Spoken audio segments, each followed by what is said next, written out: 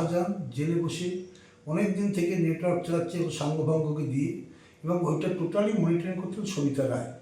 আমি বারবার এটা জানার সত্ত্বেও ওই দিন আমার সাধারণ মামলার ডেট ছিল বসিরহাট কোর্টে 10ই ডিসেম্বর 2025।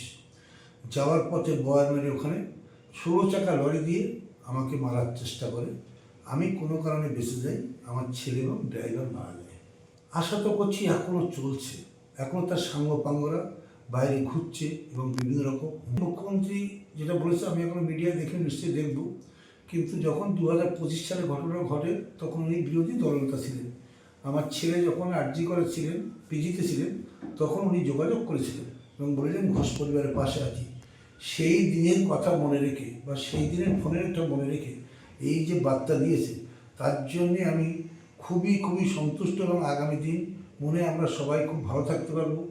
একটাই আমার কাছে ওনার কাছে অনুরোধ, ওই ছেলের মৃত্যু যেন সঠিক বিচারটা পাই। আর আমার কাছে ওনার করজোড়ে অনুরোধ পিতৃহারা বাবার।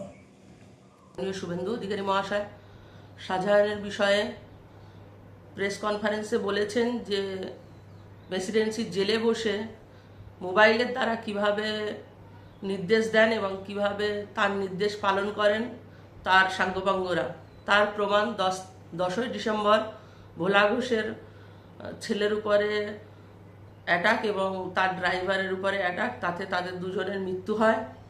আমরা প্রতিবাদীরা আগাগোড়াই বলে এসেছিলাম যে শাহজাহান জেলে বসে এখনও পর্যন্ত নির্দেশ দিয়ে যাচ্ছেন, তার নেটওয়ার্ক চালাচ্ছেন।